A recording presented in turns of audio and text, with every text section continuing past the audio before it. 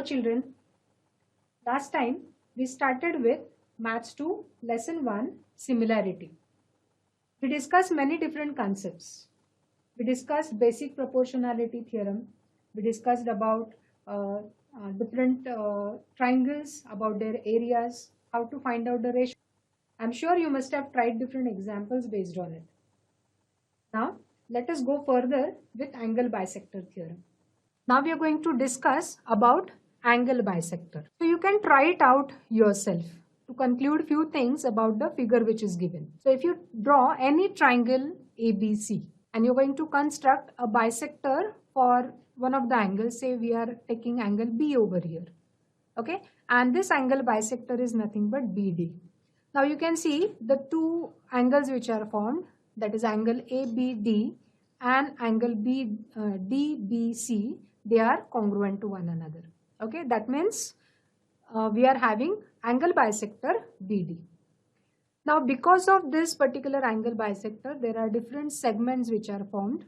Okay, so if you consider segment AD and DC, okay, and then remaining two sides of the triangle, that is AB and BC. So measure all these sides and see if you can conclude something about it. So if you find out the ratio AB upon BC and ratio AD upon DC, you will find something interesting over there. So what is the conclusion? Just see if you can conclude something about it.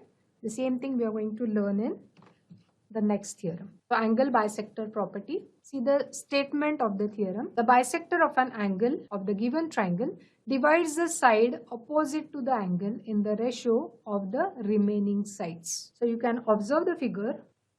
What is given in triangle PQR. So PQR is the given triangle. Bisector of angle Q. So you can see QM is the angle bisector, and that is going to divide the opposite side of that angle, that is PR. Okay, so you can see it is divided into two parts, PM and MR. What is to prove? PM upon MR. So these two segments which are formed because of the angle bisector, PM upon MR is equal to the other two sides of the triangle, PQ upon QR. Okay, so you can see the sequence also. When I consider PM upon MR, that means I am starting with point P. Then when I am writing the sides of the triangle, the other two sides of the triangle which are remaining, then also I am going to start with P only. Okay, so you can see PM upon MR. So I start on the other side of equal to, you can see PQ upon QR. So this sequence is important. So see the construction. Draw a line parallel to ray QM. Okay, so we can say side QM, not ray QM. So you can see side QM, we are drawing one RY which is parallel to it. Okay, and it is passing through R. You are going to extend PQ such that it is going to intersect this RY at point Y. So this is our construction. So you can see here QM is parallel to RY. So we consider here QM is parallel to YR and PY is the transversal. Okay, so we are considering QM, you can extend it further so that you can call it as a ray. So QM is parallel to YR and PY we are going to consider as the transversal. So what happens in this case? So we can see angle PQM and angle QYR. So these two are corresponding angles.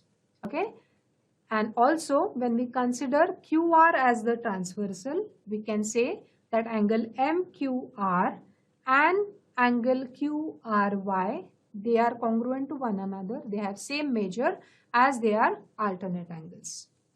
Okay, but it is already given to us that angle PQM and angle MQR, they are having same measures because that is the bisector that is already given.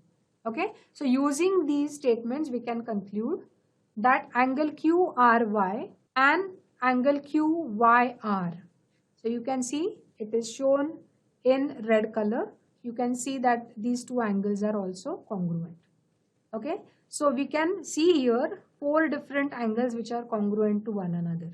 One pair we got because of the corresponding angles, and another pair we got because of the alternate angles, right? So you can see when we consider triangle QRY, the base angles are congruent because of the earlier statements. So as the base angles are congruent, I can say that QRY becomes isosceles triangle.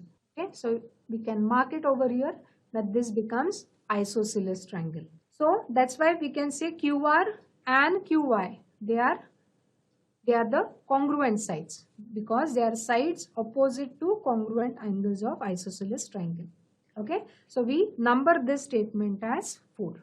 Now if you consider the biggest triangle which is formed over here, that is triangle PRY. Now consider in this triangle QM is parallel to RY. Okay, so that is our construction. Now if you observe it carefully, you will notice that we can apply BPT over here because we are having a triangle and in which you are having QM parallel to one of the sides of the triangle, that is RY. So QM parallel to RY. So you can visualize that you can apply BPT in this case. So using BPT, we can say PM upon MR will be equal to PQ upon QY. But you will also notice one more thing here, that QY and QR are having same measures. We have already proved it. So in place of QY, we can substitute QR. So you can notice here QY, we have replaced it with QR. So that's why PM upon MR is equal to PQ upon QR. Okay, so that's how we can prove the angle bisector property. So after angle bisector property, one more property you can just remember, we might require it when we solve the sums. So what is the property? Every point on the bisector of an angle is equidistant from the sides of the angle. So you can see that we are having angle bisector AD. You can see the ray over there, AD, that is going to bisect angle BAC. Okay, now any point you consider on this angle bisector and you draw a perpendicular on the sides of that angle, you will always find that these two segments which you draw, they will always have same measure. So in this case, it is shown BD and CD, they are congruent to one another. Okay, but this is not the case only for point D. You take any point on that ray AD. So if you consider one point over here and if you draw a perpendicular, okay, and you draw a perpendicular on the other side also of the angle, you can check it here. So you will find that here also the segments which you have drawn, they are going to have same measure. Okay, so it will be applied for any point on this ray AD, which is the angle bisector. Okay, so very important property here, BD is same as DC, they are going to have same measures. Let us start with the next theorem on three parallel lines.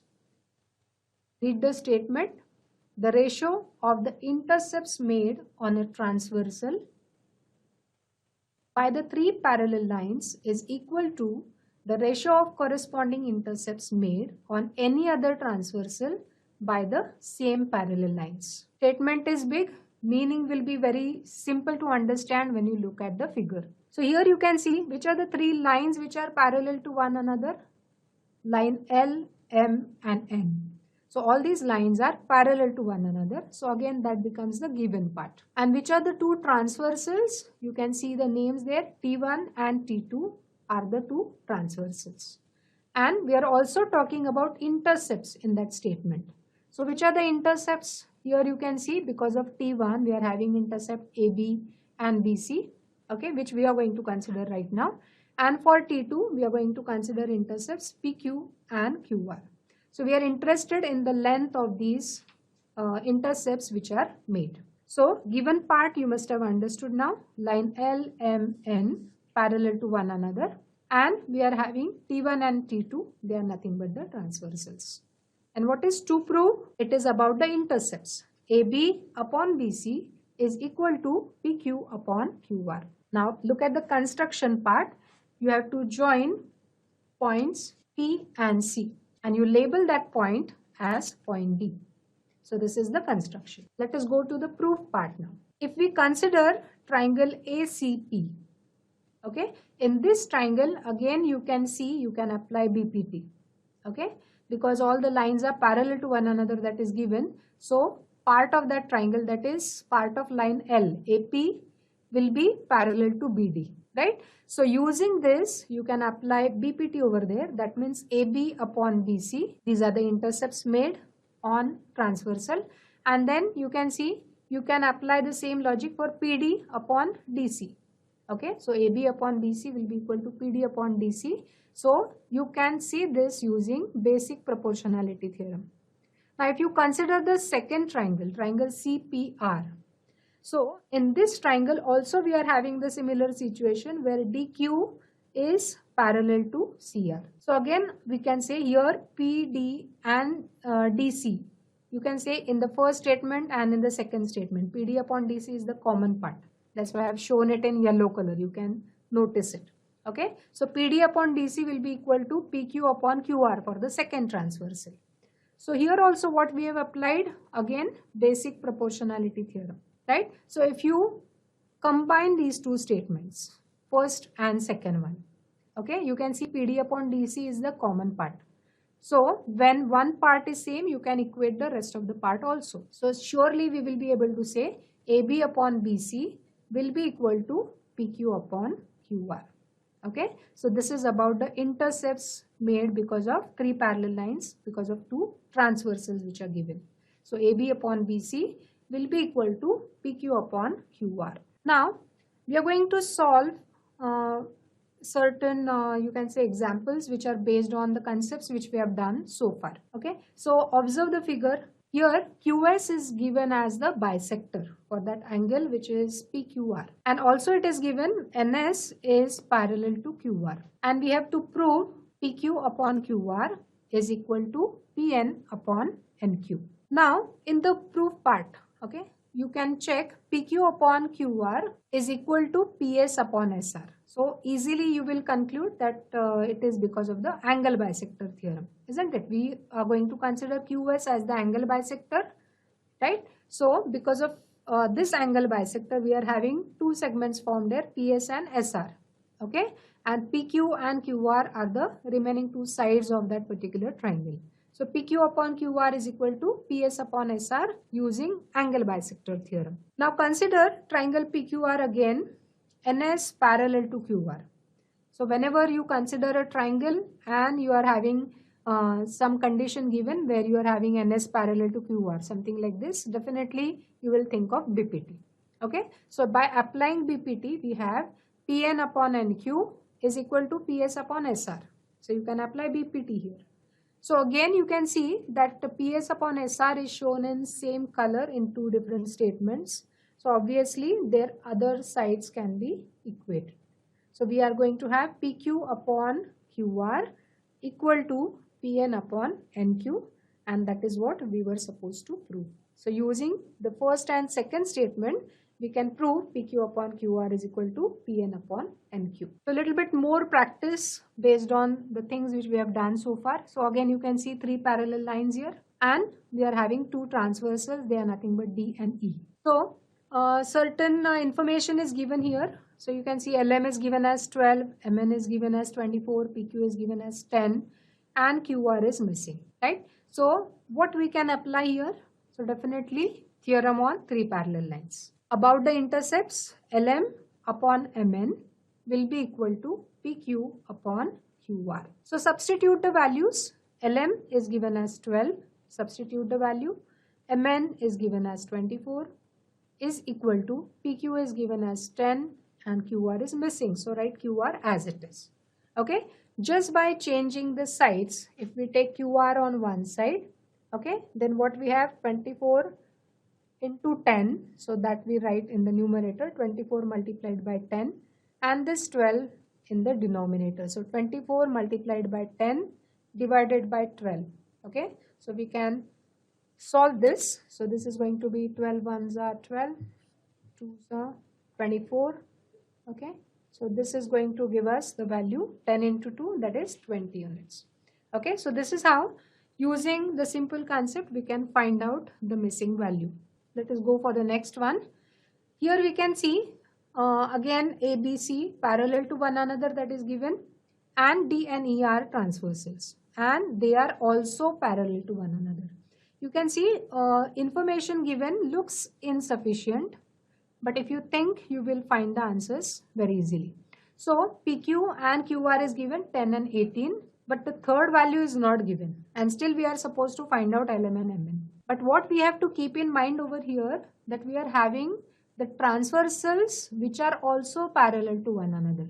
So when we are having parallel transversals, we are going to have same intercepts, equal intercepts. So I can say PQ and LM will be having same length 10, and QR and MN will have same length, that is 18.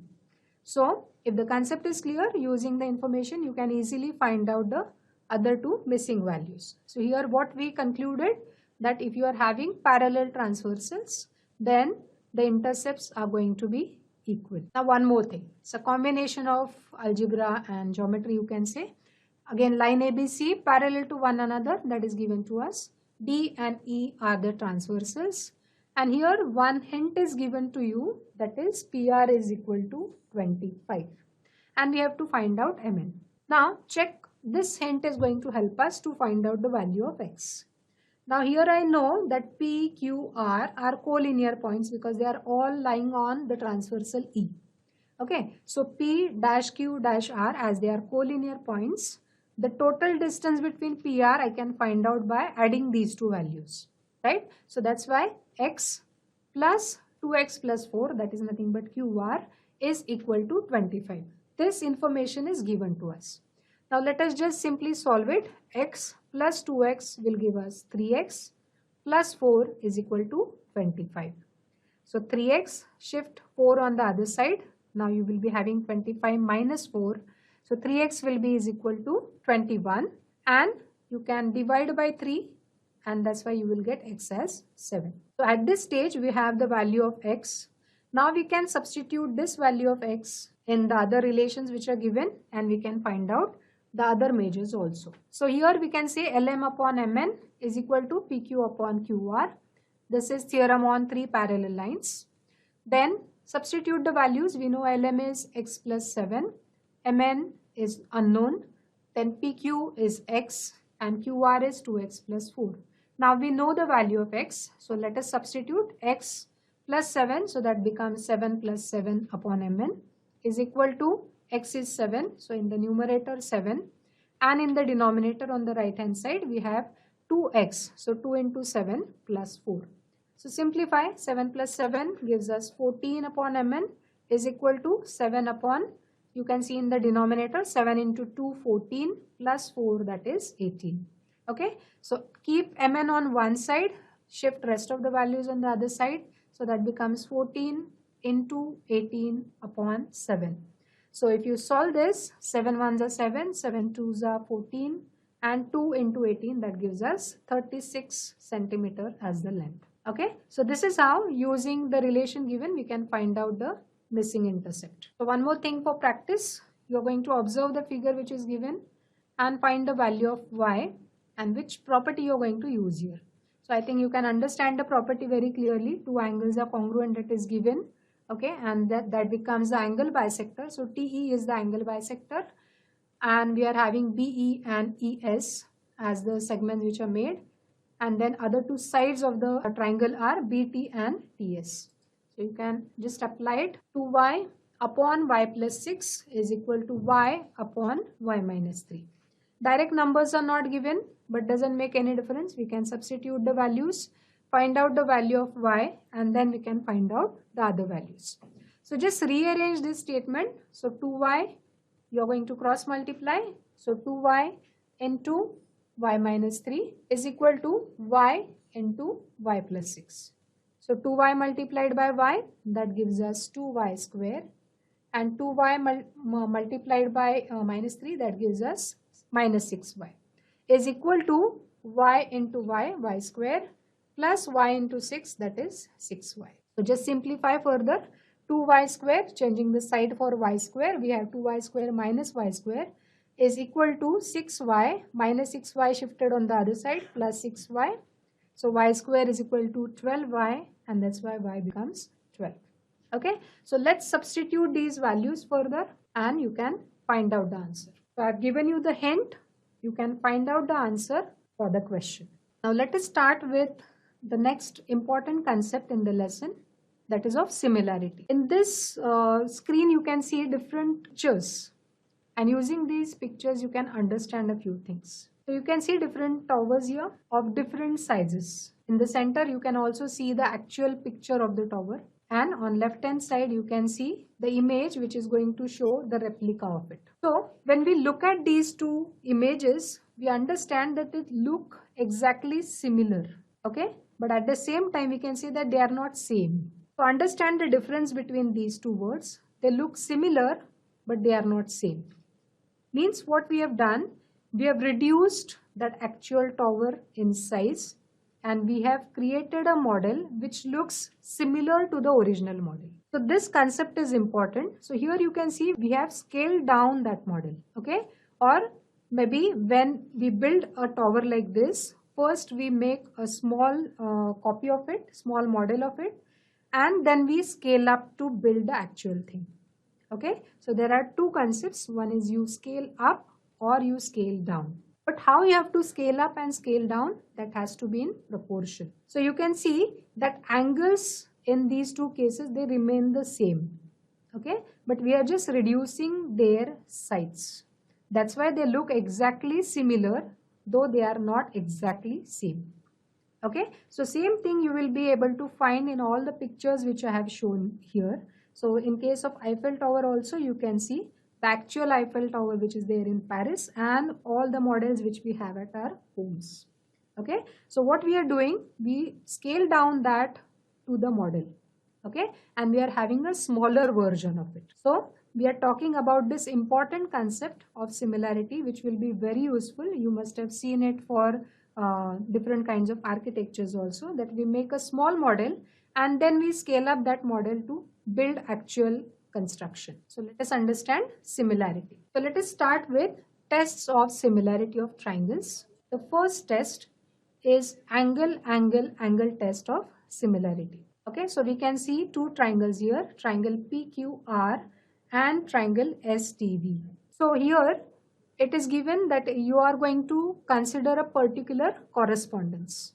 Correspondence is very, very important when we discuss about similarity and when we discuss about congruence, right? So here angle P corresponds to angle S, angle Q corresponds to angle T, and angle R corresponds to angle V. Okay, now these two triangles will be similar when we are having these corresponding angles congruent to one another. So when I say angle P congruent to angle S, angle Q congruent to angle T, and angle R congruent to angle V, I can say that these two triangles are similar to one another by angle test or AAA test of similarity. Okay, so that's why for a given correspondence of vertices, this statement is very important. For a given correspondence of vertices, that means it has to come in that sequence only. Okay, so in this case, if I say triangle PQR and if I change the sequence for the other triangle, instead of taking it as STV, if I make it VTS, okay, then the similarity may not be applied. We have to be very particular about the sequence which we are going to follow and the correspondence which we are going to apply. So for a given correspondence of vertices, when corresponding angles of two triangles are congruent, then the triangles are similar to one another. Okay, now this test can be modified to AA test also, because when we are having two angles congruent to the other two angles of the other triangle, okay, so in that case obviously the third angle is going to be congruent. Okay, so even if we are having only two angles specified, still we can say that those two triangles will be similar by AA test. Okay, so first test of similarity, angle test. Okay, let us go further. The second one, we can observe two triangles here, triangle ABC and triangle LMN. Okay, so here you can see something about the ratio of the sides. So if we consider side AB, the corresponding side is LM. Okay, so 8 upon 4, that gives us the ratio 2:1. Similarly, we find that BC and MN, if you take the ratio 12/6, that is also 2:1. So we find that it is having same ratio 2:1. Okay, and also there is one more thing mentioned, that is angle in between those two sides. So here what is important, we are considering side AB and BC, okay, because there is some mention about the lengths of those sides, and we are having angle which is in between or included in between those two sides. Okay, so this has to be included angle. Okay, that is clearly given in the name also. See the name of the test, SAS. Okay, so we should not be having any other angle mentioned, but that angle has to be included in between those two sides. Okay, so if we are having such a condition that where the corresponding angles or included angles are congruent and those two sides which are given, they are in proportion, then we can say that the two triangles are similar by SAS test of similarity. So understand the statement, triangle ABC and triangle LMN are similar. Why? Because for a given correspondence of vertices of two triangles, again correspondence is very important. If two pairs of sides are in proportion and this included angle is congruent, then the triangles are similar. Okay, so first test was AAA test, second test SAS test of similarity. We are going to learn further about these tests in the next session. So children, we have learned about tests of similarity and the other concepts. So practice well before we start with the next concept, and we are also going to practice many examples based on it. Till that time, just solve the sums which are there in the textbook and keep solving. Thank you so much.